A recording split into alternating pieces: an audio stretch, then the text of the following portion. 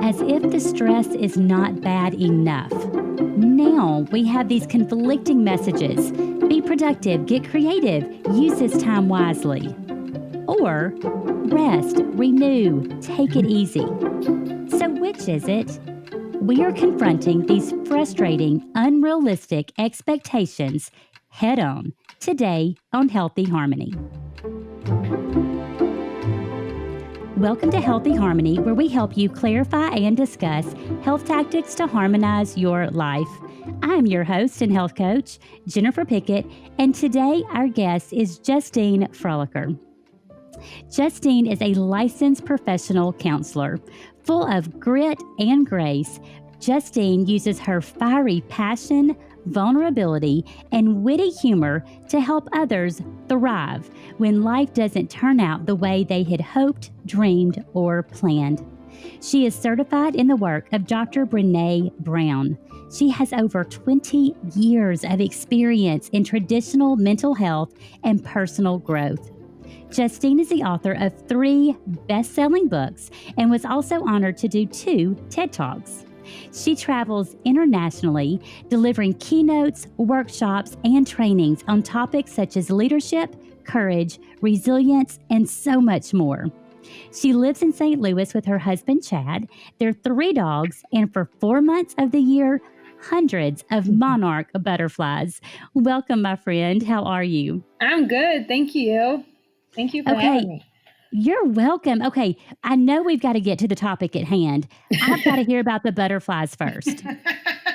I think that would just do my soul some good to hear about these butterflies. I know, isn't it wild? Okay, so I've always liked butterflies. I always have, but after my husband and I went through our infertility journey, and we lost 3 babies, we ended the journey without children, and we live what I call a childful life. So I work hard to do my own work and to make this a gift, and creating and asking for and receiving other ways to parent. And so one of the things that we did in our recovery after we ended our journey was, I'm a therapist, right? So I knew that people, especially couples who learn hobbies together, are just happier people. And so it helps. It does. It helps. And one of the keys, though, is to learn the hobby together.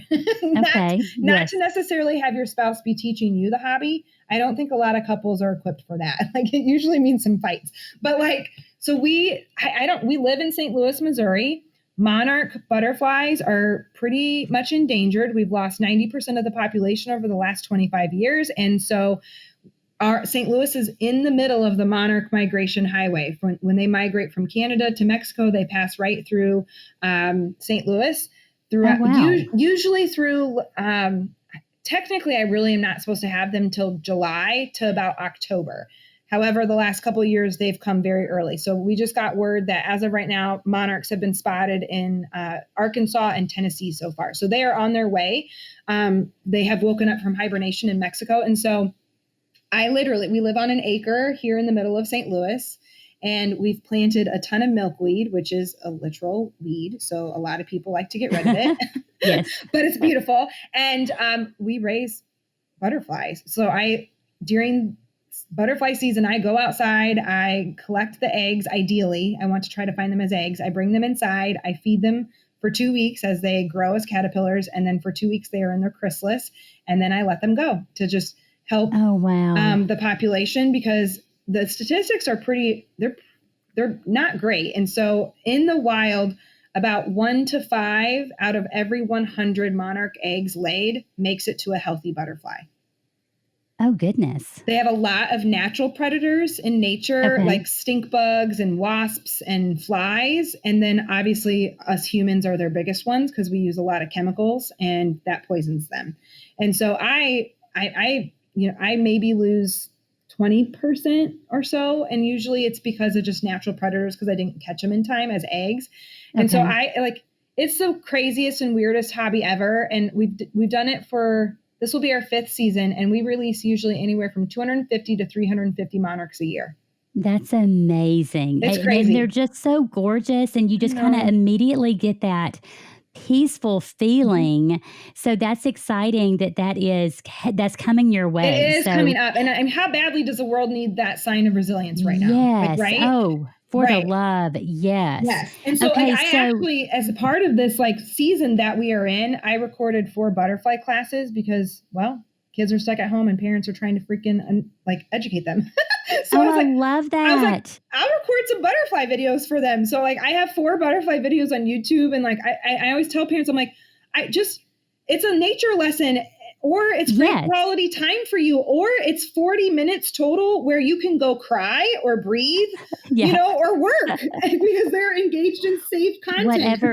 Whatever it takes. And two, it just, again, whatever we can do to, showcase God's creation and just the resilience. I love that word of that butterfly. So I'm so glad that you let us know about those classes. And you said, this is such a difficult time. It's just, man, it's overwhelming. None of us could have anticipated this. So how are you and your husband coping during this time? What are you guys doing to kind of survive and to be resilient? It's been so, it's hard. I don't think, there's a big blog going around right now, parents were not okay. And I don't think any of us are okay. And at the same time, if you are okay today or this moment, be okay, right? Don't question it. Lean into it. Be okay. Don't let foreboding joy and dress rehearsing catastrophe steal the okayness and right now you are okay. And so it's been one of the things that's been interesting is, I'm a speaker, corporate trainer, and obviously my events are canceled. And so now I am kind of figuring out how to serve the world with my gifts. And because the work that I teach is greatly needed. It was needed before all of this, but now this is just shining even a brighter light on it. And so how do I find ways to still teach and speak when it's all virtual? And then my husband is a CFO accountant. And so, he is doing more work as they furloughed a lot of employees here in St. Louis for their company. And so he's in the corner bedroom working. And so it's been this piece of really a couple things. One, making sure you ask for what you want and need. And we cannot read each other's minds. We have to ask for what we want and need. And also within that, set some good boundaries within that. Because one of the things was a couple weeks ago, Chad was because I was talking at dinner and Chad's I spend all day talking to people in that corner bedroom. And I was whereas I spend the day writing content for social media and talking maybe into a webcam, recording a video, that's it. Right? But that's it. Yes. And so I'm wanting conversation. And then on top of that, he's an Enneagram 9. I'm an Enneagram 4. He needs quiet. And so he's he looks at me. And so I've started this series on my Insta stories. It's called Chad in the Wild, because 2 weeks ago, he asked me, he goes, can I just go check on my trees outside for a little while? And I was before you talk to me? And he goes, yeah. Yeah. And I was okay. And one day he was I'm going to go pick up dog poop. Okay. And I was okay. And then we'll talk. You do you, whatever it takes. Right. But it's asking, because it was for me to say look, dude, I need you to be here and be present with me at the end of the day because I'm by myself.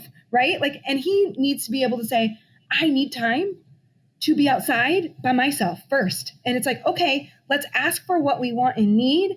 Set those boundaries, be clear, know that sometimes people don't have it to give. And then that's okay. We got to kind of rumble with the emotions that brings up and then maybe go find it somewhere else. So if he doesn't have it to give one day, then I better be willing to reach out to one of my friends to get it. That's a great point. That's a great point. Don't expect those people in your house to be the be all end all and everything, because they're not. They weren't before this. They sure as heck aren't going to be after, during this. It's just not. It's not possible. So that really kind of ties in to our next topic for conversation, as we discuss these expectations and kind of, managing those expectations of each other. So let's talk about these expectations for ourselves. I know that it's just a timely message. And personally, I'm struggling a bit with this. Mm-hmm. I'm thinking I need to produce, I need to create. And then I have this other side that says, no, take it easy. Like, it's going to be okay. So how do we deal with that conflict? So my answer to that is always so annoying. And I have taught this concept for years, and it never gets easier and it never gets more comfortable. And I also know it is where our health and our happy and our magic lie. It's both. I think give yourself permission to be where you're at. If you are at the place of where you are getting inspired and God's bringing you all these ideas and you're going to serve and you're going to create and you're going to make new products, new ideas, whatever it might be, go for it. Or like you feel the energy and the mood and the inspiration to declutter, do those house projects, learn a new hobby, go for it. Or if you need to sit in the corner and cry for a little while, go for it. Yeah, I think the biggest part is it's that piece of giving ourselves permission to feel what I call the complicated gray. It's the permission of the and. It's that messy middle of you can actually feel more than one emotion at the same time. Our brain doesn't like it because our brain's not really wired for it. Our brain is wired to keep us super comfortable, to keep things simple, right? Like good, bad, black, white, easy, hard. And yet life, especially life in quarantine and how our hearts are wired and how God made us to live in connection and with emotion to feel, it's not simple and it never will be. And so there has to be the message that needs to start being shared more throughout this crisis. And I'm calling this is a season. This is a season. It will pass. We can rest assured that somehow, some way, we will be better when we get through this season. It will not be without scars and losses by any means, and trauma for some of us. And to get through the season better on the other side, I must give myself permission to be where I am and to not over attach or over identify with it. It's okay to feel the hard. It's not okay to wallow in it and to over identify with it. I love how you put that you address that gray area, and it's about the and. So let's unpack that a little bit more, because I think sometimes I struggle with the and part. I'm thinking it really has to be one way or the other. I need to be super happy, super energized, super productive, or I need to be crying in the bed. So how do we deal with the and? Let's unpack that a little bit, because I think that's some really good stuff. Well, and it's so interesting. It's in my first TED Talk, and I use my story. God gifted me with this incredibly, what many people call sad and hard story. I no longer call it that. It is my big story. Because when I call it my sad, hard story, it identifies the entire thing. And that doesn't honor my 3 babies that I will meet in heaven one day, and it doesn't glorify God, and it doesn't speak to my truth. And so one of the things that I say in that first TED Talk is, I am a forever grieving mother and a woman who chooses to do the work to make this a gift. I have grief and joy. I have happy and sadness. I have trust and surrender all in one moment, in one person. And as uncomfortable as that is, it is there that our healing lies. And this can get difficult when it comes to things like, personal development and coaching sometimes, and sometimes, especially in the faith community, you're not allowed to have fear because we have Jesus. Well, Jesus is going to sit with me in the fear, right? And he's going to witness it. And he felt fear and disappointment and grief. He walked this all first. And so that space of I'm going to give myself permission to feel both, even though it's really, really messy. It's vulnerable, and none of us like to feel vulnerable.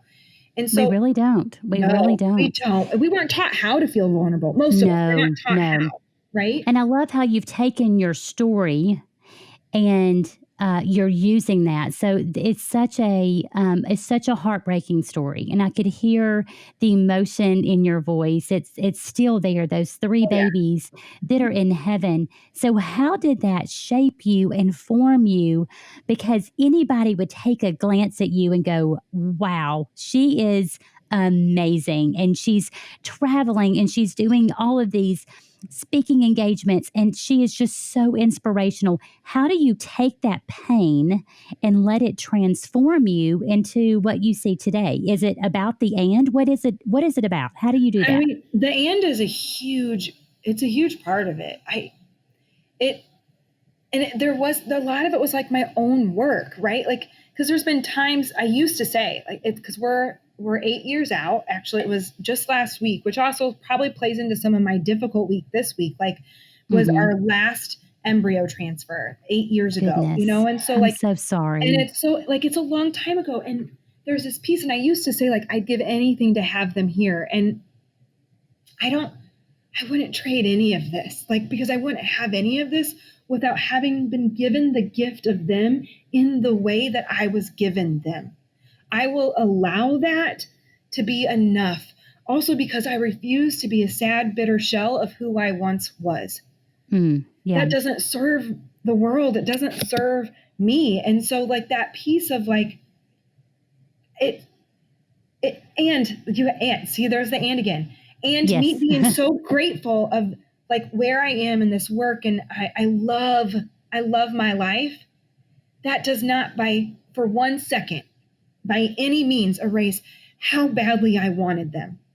Yes. Right? Like, and how much I wanted to be a mother in the traditional sense of the way. It was up to me to reclaim my life, to rewrite it, to figure out what the rise looked like. And so there is that piece of like, I would not have gotten me back without the gift of them and also the loss of them. I don't get any of it.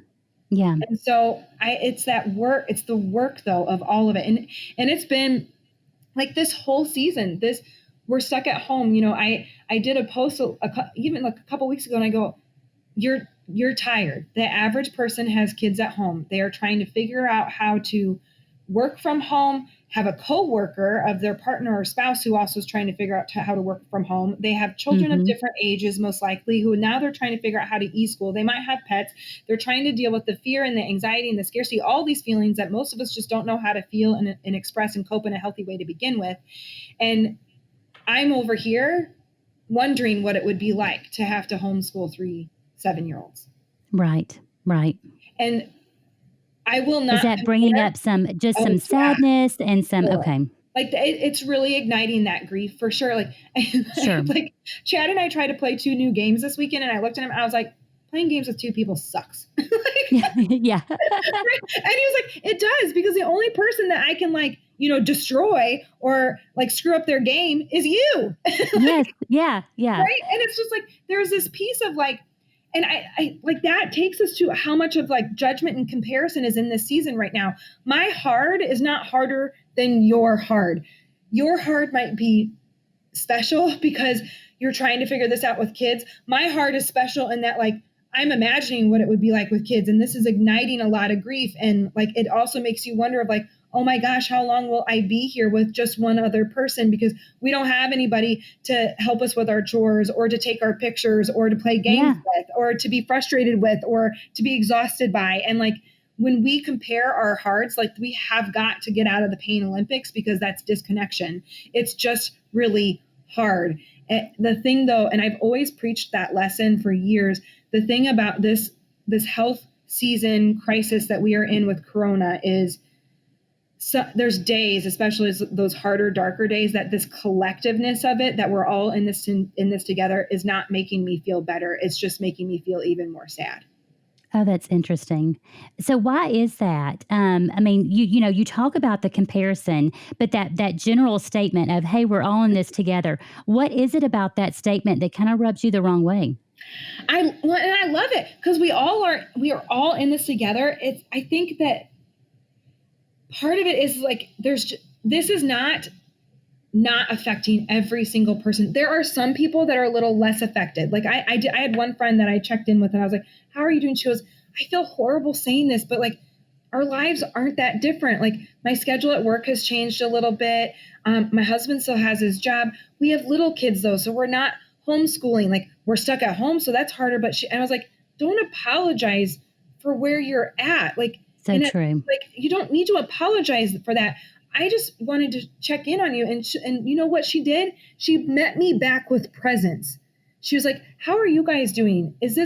I'm assuming that like all your speaking stuff has been canceled. And I go, yeah, it has. And Chad's company laid off 30 or furloughed 30 people. And so like, we're limited in our connection right now. We are not limited in our presence.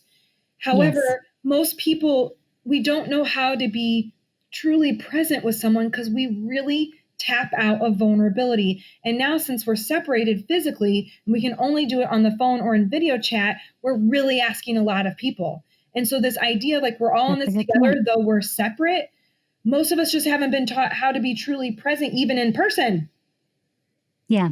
And I think oftentimes we just don't give it the time. I mean, honestly, even when everything is fine, do we schedule that time? Do we make it a priority for true connection and empathizing with somebody and listening to somebody, offering support? This season really is making us evaluate some things. You said you use that word grief. And so this is something I've been thinking about a lot. And I think that is something that we're all facing right now is it's grief. I mean, and it makes us recall grief that we've had over our life. So not only are we grieving the way life once was, but for me, I'm starting this whole new wave of grief with my mom, who I lost 7 years ago. It's like it's just kind of bringing it all to the forefront. And so, how do we manage? Justine, how do we manage all of this overwhelming grief? Because it kind of hits us all at one time.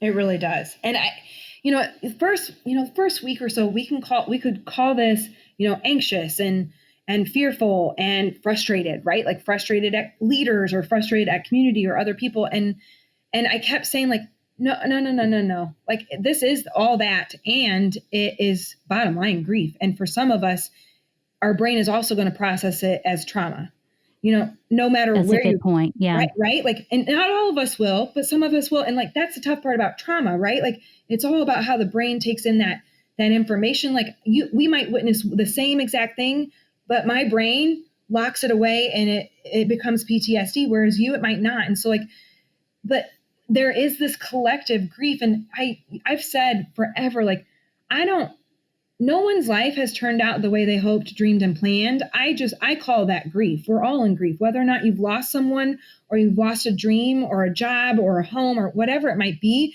Your life probably didn't turn out exactly the way you wanted, exactly the way you planned for or prayed for. And so there is loss in that. And in this season of COVID, there is a ton of disappointment and a ton of grief. And grief is nuanced. And we can all say, oh, there's 5 stages. It's such... Yes. Yes, technically there's 5 stages. And like, I believe you can experience 3 of them at the same freaking time. Yes. And I would agree with you. I went to see a wonderful counselor like about a year after losing my mom. And because I knew the right answers. I had worked in oncology for so long and led a cancer support group. So I knew the right answers.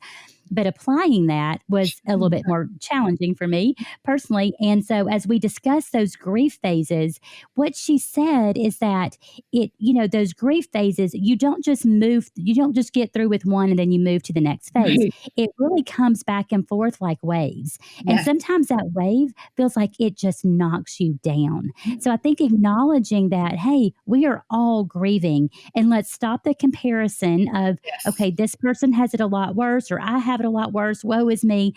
Like, let's acknowledge the grief and let's live in that gray area, like you so aptly put it before. I really love that, because it's okay to be experiencing grief and still have joy. So I think that's one of my favorite statements that you make. Yeah. So I want to ask you too about part of the grieving is fear, and that fear is just pervasive. Mm-hmm. So how do we manage the fear of the unknown and what's going to happen in the future? How do we manage that fear? It's for me, it comes to this space of, I don't want you to be fearless. I don't want you to be shameless. I don't want you to be fearless, because that is not how. That's powerful. That's powerful, because that's not what I think most would expect you to say. I think most would expect you to say, hey, you can do this, be fearless. So you're saying do not be fearless. I don't want you to be, because you were made for connection. You were made to feel. You are not a robot. We are not robots. He wired us for relationship.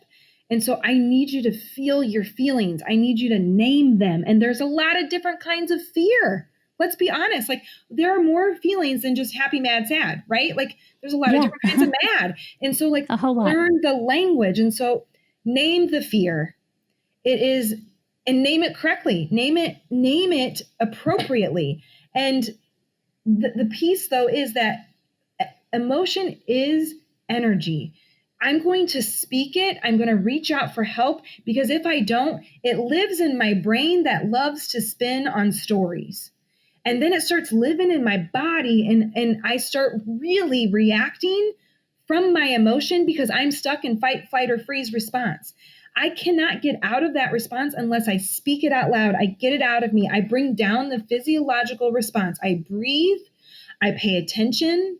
I'm mindful, and I'm going to choose to cope with it in an appropriate way, in a healthy way, because what happens is we over-attach, we over-identify to the emotion, and it becomes our entire story instead of a moment in our day, instead of a day in the week, and it writes the entire ending. When we work from this place of courage and vulnerability and wholeheartedness, and what I believe in how God created us to live and love and lead, we move through our feelings. We don't react from them. We respond to our life so that we can become the co-authors that He wants us to be.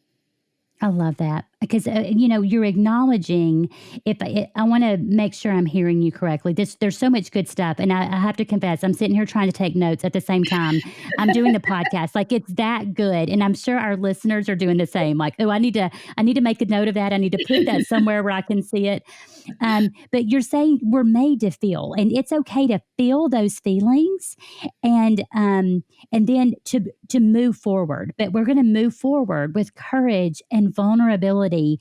I really, really love the way you put that, so that we're not allowing ourselves to be stuck and mired down by that emotion. Right. And we're not supposed to stop plowing through your emotions. Stop trying to stuff them down into this endless black hole that does not exist inside of you, plowing through them, numbing them out.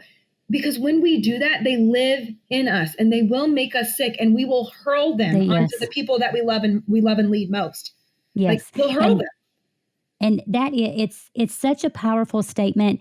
And I'm going to tell you, that is something I have only come to realize with myself over the past couple of years. I shared with you before that I'm a great shover downer. I am excellent at taking some of those feelings and just kind of shoving it deep down, and then putting on that happy mask and acting like I have it all together. And I have seen in my own personal health journey how destructive that is to my physical health, my mental and emotional health, and my spiritual health. So coming from a, confessed a shover downer, that's why this is so fascinating to me. Well, and Jennifer, don't forget, I confess to you, I am a very good number workaholic. Yes, yeah. So we're either a shover or a number, or somewhere in between, right? Right. That's what this work is about. I'm not this expert at feeling all my feelings, or never experiencing shame, or never experiencing fear. I choose to walk out the work. I choose to feel the feelings. I choose to speak the unspoken. I choose to love and lead myself well first, so I can love and lead others second. I love it. Oh, I love it. Okay, so I'm absolutely sick because our time together is drawing to a close. I'm curious, what expectations should we set for ourselves right now? What if we didn't set expectations right now? Mm. I mean, there we go. We're in a pretty traumatic grief-filled, scary, difficult, very full season. Mm-hmm. What if we didn't have to set expectations right now? What if you lived and loved and led and parented knowing that you are actually doing your best in this moment? Because if you knew better, you would have done better in this moment. Right now, in this moment, it is enough. It doesn't mean that we don't have room to grow and change. It does, however, mean that right now, it is enough. Justine, I love that. Just those words, I think, made me kind of take just a collective sigh. And I think all of our listeners just did the same. Like, let's get rid of these stupid expectations that we're placing on ourselves, or that maybe we think we're getting from others, that we have to perform in a certain way or talk in a certain way. And let's just toss those to the side. Not helpful. They are not helpful right now. My goodness. Okay. So much good stuff. I couldn't write fast enough. So guys, I hope that y'all took good notes, but you can always go back and re-listen to this. I know this is one that I'm looking forward to revisiting so many times, because just so many good nuggets in here. And again, Justine, this just made my soul feel better, honestly, because it was just very freeing to let go of those expectations and to just feel those feelings and move forward with courage and vulnerability. And we will get through this time. We will get through it. And we're just in that collective season of grief. So thank you so much for sharing with us and your wise words of wisdom, but also for being vulnerable. I know that you're good at that, but thank you, because I think it's very refreshing to all of us, and it encourages other people to be vulnerable. I know that is not my first line.